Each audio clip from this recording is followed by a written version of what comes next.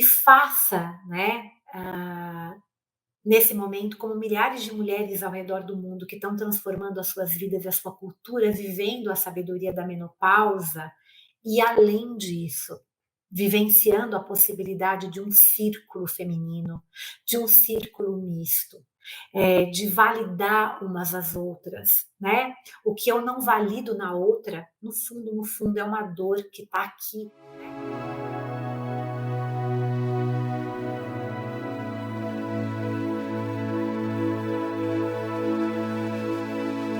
Quando a gente fala de ciclicidade e quando a gente fala de saber, né, acolher a vida e deixar morrer, eu quero parafrasear aqui também um pouquinho de Rubem Alves, que eu acho que faz muito importante, ah, vai dar um toque diferente nesse nosso encontro. A morte me informa sobre o que realmente importa. Eu me daria ao luxo de escolher as pessoas com quem eu quero conversar. E eu poderia também ficar em silêncio, se desejasse. Perante a morte, tudo é desculpável. Creio que não mais leria prosa, com algumas exceções, é claro. Nietzsche, Camus, Guimarães Rosa. Todos eles foram aprendizes da mesma mestra. E certo que não perderia um segundo, mais um segundo, com filosofia. E me dedicaria à poesia com a volúpia que até hoje não me permiti. Porque a poesia pertence ao clima de verdade e encanto que a morte instaura. E ouviria um pouquinho mais de Bach e Beethoven, além de usar meu tempo, no prazer de cuidar do meu jardim. Curioso que a morte nada tenha a dizer sobre si mesma. Quem sabe sobre a morte são os vivos, né? A morte, ao contrário, só fala sobre a vida. E depois do seu olhar, tudo fica com aquele ar de, abre aspas, a ausência que se demora, uma despedida pronta a cumprir-se. Fecha aspas, Cecília Meirelles, não podia faltar hoje. E ela, a morte, nos traz sempre a mesma pergunta. Afinal, o que é que você está esperando? Como dizia o bruxo Dom Juan ao seu aprendiz, abre aspas, a morte é a única conselheira sábia que temos. Sempre que você sentir que tudo vai de mal a pior e que você está a ponto de ser aniquilado, volte-se para a sua morte e pergunte-lhe se é isso, se é verdade. E a sua morte provavelmente lhe dirá que você está errado. Nada realmente importa fora do seu toque. Sua morte o encarará e lhe dirá, abre aspas, ainda não o toquei, fecha aspas. E o feiticeiro então concluiu, um de nós tem que mudar e rápido, um de nós tem que aprender que a morte é a caçadora e está sempre à nossa esquerda. Um de nós tem que aceitar o conselho da morte e abandonar a maldita mesquinharia que acompanha os homens que vivem suas vidas como se a morte não os fosse tocar nunca. Às vezes ela chega perto demais, o susto é infinito e até deixa no corpo as suas marcas de passagem. Mas se tivermos coragem para olharmos de frente, é certo que ficaremos sábios e a vida ganhará a simplicidade e a beleza de um haikai. Para quem não sabe o que é um haikai, é um poema curto de origem japonesa. Eu trouxe essas palavras aqui, né, de Rubem Alves, esse pequeno poema, para falar hoje do que faria sentido falar perante a presença tão marcante da morte, né? Perder alguém ir. Mas eu parei para olhar muito sobre O que que realmente a morte nos faz, em que lugar que ela nos coloca, né. Marion Woodman, né, no livro A Feminilidade Consciente, ela tem uma fala que eu gosto bastante nessa entrevista, que é o seguinte: é preciso encontrar um cerne interior que valorize a vida, que nos leve a ela, que não nos faça recuar diante dela. E valorizar a vida inclui o sofrer, mas um sofrer que nos abra para o amor.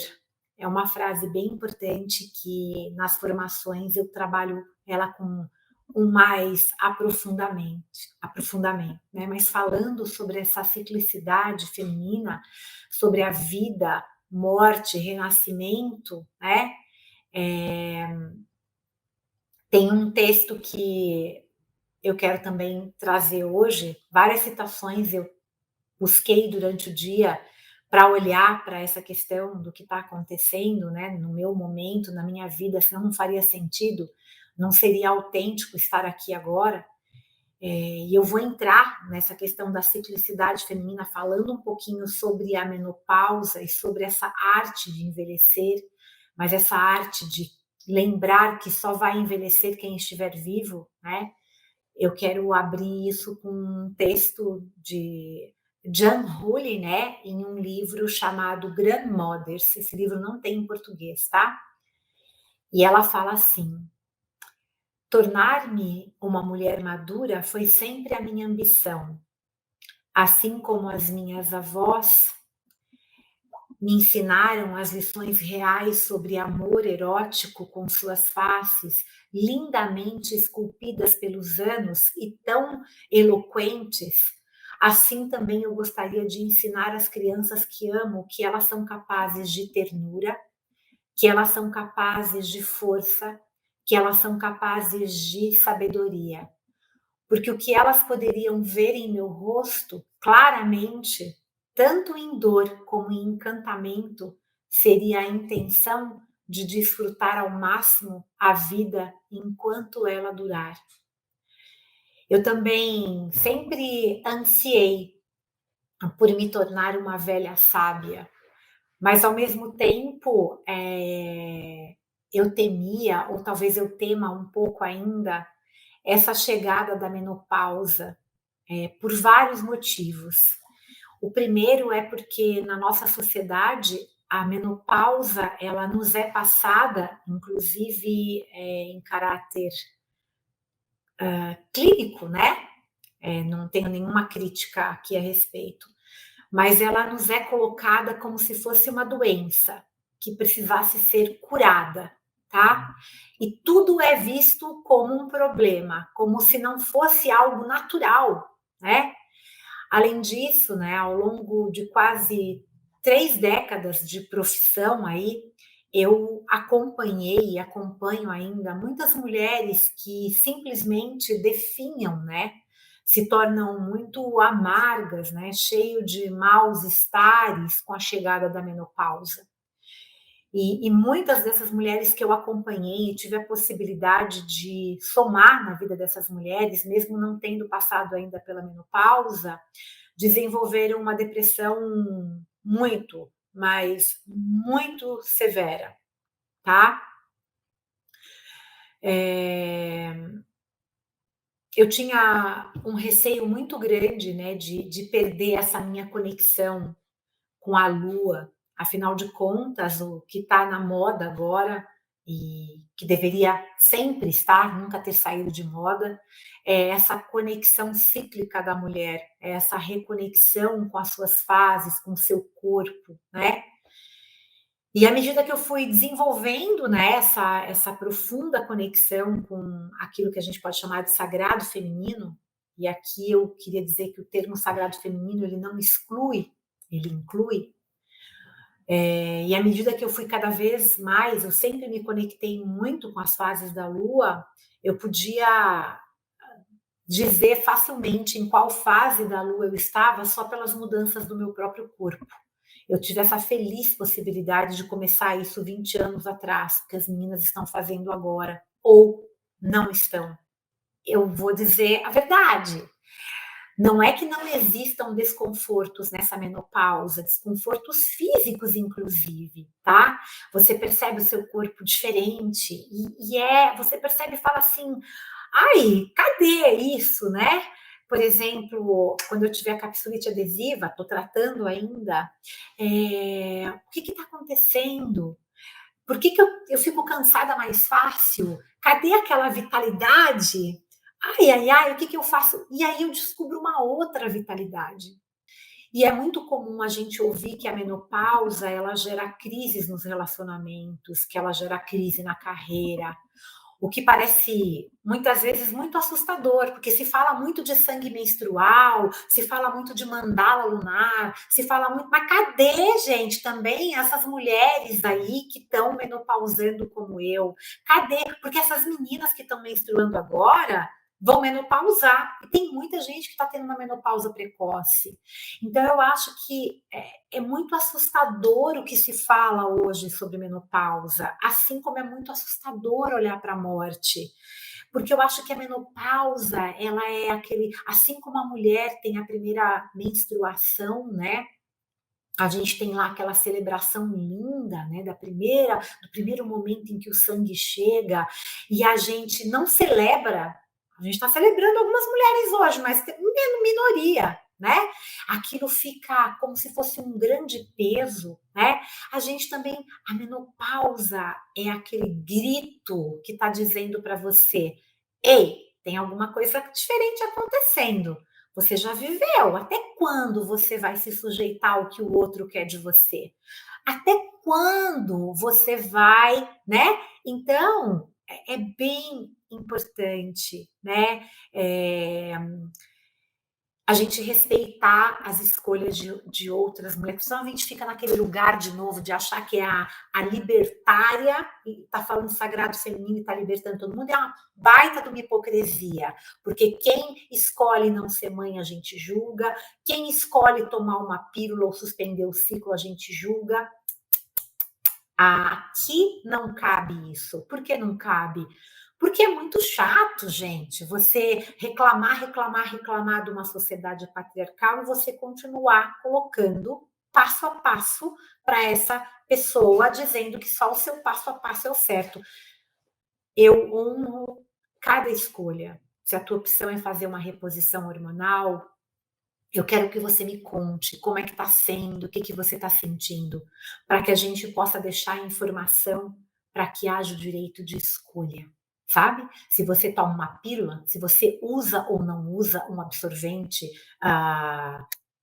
de pano, um biodegradável, enfim, pouco me importa julgar você. O que me importa é escutar a tua história e tentar encontrar cada vez mais um lugar melhor, trazendo o que? Informação. Olha, o nosso planeta está vivendo isso, é importante a gente ter uma consciência disso, mas eu não vou te obrigar a nada e não dizer que você não faz parte do meu clã se você não seguir as regrinhas que eu dito aqui. Isso é muito chato, gente, é muito chato. Então, essas crises da menopausa, né, ela é muito forte, principalmente para as mulheres que têm a ilusão. Vou falar algo muito sério agora, tá? Quando você tem a ilusão de que você está no controle da tua vida, a menopausa vai ser muito sofrida. Então, na meia-idade, o nosso cérebro ele passa por transformações tão radicais quanto as que vivemos na adolescência. E isso começa alguns anos antes da última menstruação e muda completamente a forma como nós vemos e como nós vemos o mundo. O véu, né, desses hormônios é como se ele se levantasse e revelasse para quem está disposta a sair do controle, né? Uma sabedoria que estava oculta ali, sabe? E há uma quantidade, gente, uma quantidade mágica de energia psíquica disponível como a gente nunca teve antes. Isso eu posso falar na prática, porque é isso que eu estou vivendo hoje, tá? Então a gente começa a olhar cada aspecto da nossa vida de uma forma muito mais atenta, muito diferente, como se a vida tivesse sido colocada num microscópio e nós tivéssemos acesso a detalhes e pequenas sutilezas que antes passavam o quê? Desapercebidas.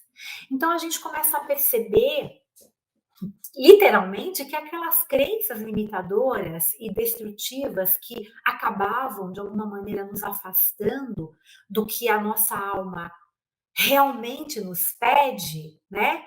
E o quanto a gente se feriu desnecessariamente. Então a gente começa a fazer algo que eu considero fundamental, que é o perdão. Mas não é aquele perdão que ensinam a gente a fazer o tempo todo, que é perdoar o outro como a ti mesmo. É só a ti mesmo. Porque esse auto-perdão, ele encontra um lugar tão bom dentro da gente que a gente ressignifica o que está fora. E se o outro não ressignificar, qual que é o problema? É um direito do outro não ressignificar, né? Então, apesar de ser difícil, né, da gente encarar esses fatos que têm a ver com a morte, né? Porque a gente se aproxima dessa fase, desse ciclo, né? E não é tão simples assim. Nesse momento que a gente está entrando na menopausa, né, ou que a gente está vivendo a menopausa, a perimenopausa, a gente descobre também que a gente tem dentro de nós, querem ouvir agora? Tudo o que a gente precisa, tudo para nos reinventar de forma mais saudável e muito mais amorosa, para a gente viver de uma forma mais alegre e realizada essa segunda metade da nossa vida. E para conseguirmos, é fundamental, em primeiro lugar, a gente assumir essa total responsabilidade pela nossa vida. E para isso, o que a gente tem que fazer? É a gente sair do papel da vítima, das lamentações, sabe aquela falinha, né? Ah, ai, ó dia, ó azar, o que que a vida fez de mim? Ai, o que a vida fez comigo? Ai, esse Covid impediu que eu seja feliz. Esse Covid, você vê, atrasou a minha vida. Não, é fato que está aí. É fato, né? É fato, não é? É uma verdade absoluta. Existe algo, mas não deixa que seja uma desculpa. Essa atitude de você ficar no papel da vitimização perante, né? Tá, eu sou uma pessoa privilegiada, tem gente que vai falar isso depois, né? Sim, mas eu fiz por merecer, eu trabalho e trabalho pra caramba, adoro o que eu faço, eu tô sempre atendendo, tô sempre, né? Enquanto eu tiver vida, eu vou viver, né? Então, essa atitude da vitimização, ela não muda nada. E agora, quando a gente chega na meia-idade, né, a gente percebe que a gente tem muita consciência de que a gente não tem mais tempo para perder. Gente, a gente não tem mais tempo para perder. E o segundo, gente, aspecto que eu quero trazer aqui é a gente abandonar o e se. E se eu estivesse ficado com fulano? E se eu estivesse ficado com fulana? E se eu estivesse feito, se eu tivesse feito a faculdade tal? Ai, se eu tivesse feito doutorado. Ah, se eu tivesse. Ai, se eu tivesse tido filhos. Ai, se eu não tivesse tido filhos. Ai, se eu tivesse aceito. Ai, gente, não dá para perder mais tempo, sabe? Não dá. A gente precisa fazer o luto e desapegar das coisas que ficaram para trás, para a gente descobrir as possibilidades de realização que a gente ainda tem pela frente. Quando a gente solta o fardo da culpa, o fardo da mágoa, o fardo da raiva, a gente pode resgatar partes preciosas, ricas e lindas em nós. né, que ficaram ali esquecidas nesse lugar do EC, EC, EC. E essas partes, eu estou falando da nossa criatividade, do nosso potencial intuitivo, da nossa vitalidade, da nossa curiosidade, da nossa alegria, porque isso tem a ver com o nosso corpo físico, com o nosso corpo neurológico, tá? Então a gente pode nos dar a chance de aprender coisas novas, sabe? Sem medo de errar e sem ter de provar nada para ninguém, somente pelo prazer de brincar, sabe? A gente pode nos relacionar de forma mais leve e sem tanta cobrança.